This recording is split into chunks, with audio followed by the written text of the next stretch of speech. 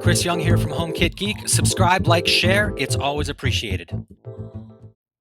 Today we're looking at the Koogeek DW1 door and window sensor. This is a Bluetooth 5.0 sensor, and it is a lithium power battery CR2450. It is a tiny little guy, and it just goes right on your doors or windows and lets you know whether they're closed or not, which is kind of useful. Let's take a look. So here is the box. You can see it is clearly marked. It works with Apple HomeKit, monitors of opening, closing of doors or windows. It's exactly what it does. It's a door and window sensor. Very clear, right? You can see on here, it's got on the back, it kind of shows you how you may want to mount that. And it shows you it's got the automation function, battery reminders. It will track up to the last 100 records, let you know when it was opened. So it's got a little bit of memory involved in the box. And other than that, it's a door and window sensor, right? It's that's what it does. It's a contact sensor. So let's open the box up here. There we go. And as we open it up here, it has got a nice little casing with the Apple HomeKit code as well as the instructions here. So if you got any questions, you want to actually read the instructions, you are free to do that. You may have seen here, there's also a little clip. This looks suspiciously like the iPhone to be able to get your SIM card out. And that's going to be for resetting this the Koogeek sensor if you need it. Included in the package here, which is really nice, is some extra double-sided tape here. This is going to be used for mounting this. That's how you're going to have to put it directly onto your doors or window frames. And of course, we've got the quick start guide in a bunch of different languages. So on to the interesting part. Let's get this out of the box here. You can see it's a tiny little two-piece, and it's quite small. So you got the large piece on the left, and this is going to be the contact sensor. There's a magnetic sensor in between them, and when you bring the small piece close to the big piece, the contact sensor says it's closed, right? Whoa, look at that. This thing's a little slippery, a little hard to get into. So for the record, I brought this up with Koogeek, and they showed me this video out on Twitter, and it shows it's really easy by hand. But I can tell you, I didn't have the same experience, as you can see. So this video in fast motion right now to really give you an idea of what it is that I went through.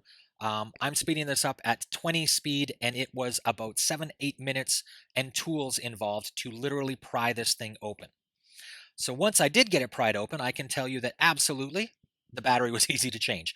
Getting it off, I do not see how that's going to be possible on the wall. Again, it may be that I just got a bad unit. I don't know, but I wanted you guys to be able to see what my experience was. So moving on to adding this into HomeKit, that is exactly what we would come to know and expect. You basically go in, you say add accessory, you scan in the HomeKit code, and look at that. It's now in here. The contact sensor is available. We can make it into different kinds: blinds, contact sensor, door, garage door, window. So you kind of get a choice of what you want this to be, and this will affect the icon that gets displayed in your HomeKit, right? Which is kind of nice, as well as your grouping mechanisms. So I'm going to go and change this to Koogeek door window sensor. And we will put this in my office for now, just to make sure that I know where this stuff is and when I need to go look for it. And that's really about it. We've now got a door and window sensor added into HomeKit. So now let's take a look at how this actually works. Right, so right now they are not too close together, so they're in the open state. You can see here there's that little dot. So we're going to put these close together, and then they're open, and then they close. You pull them apart, and they open, and they close. All right, so it takes a little bit sometimes for this. Sometimes it's very quick. Sometimes it's like a second or two, but it does tend to be okay. It's fast enough, at least from what I am concerned, if I'm opening a window or opening a door, that it will be able to trigger any automations, and I get the notifications fairly quickly as long as I have those turned on.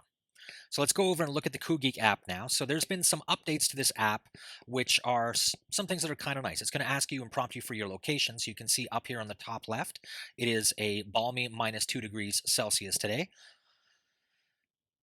in Brossard. So we're going to go down to my office and find my office. There we go. I don't spend much time in this app. And we're going to go to the Koogeek door and window and see what this actually looks like in the Koogeek provided application.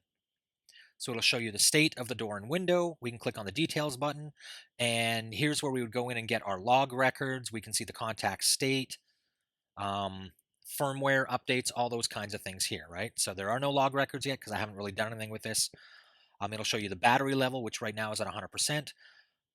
So this is one thing that I'm kind of a little bit questionable about it, is it doesn't tell me there's a firmware update. It just says, hey, there's firmware update, click on the button, and then I go out and it looks like I'm updating. But in fact, there is no firmware update, which is normal because this device, the DWN, was literally just released. So I'm expecting a firmware update probably in the next 6 months. That's generally how these things go. Overall, it does what it says it's going to do, right? It's a door and contact sensor. It works well. I really like the fact that the batteries are commonly available watch style batteries and not hard to find batteries that you have to special order on Amazon, like with the Elgato or the Fabaro versions. What do you guys think? Is this worth the money? Is the fact that it's really hard to get into, is that going to be a influence on the purchasing decision? Let me know in the comments below. Question, comments, you know where to put those below. If you haven't subscribed already, please do that. Likes are always appreciated. And if you want to learn how to make your house a little smarter using Apple HomeKit, please check out the Udemy link in the details below.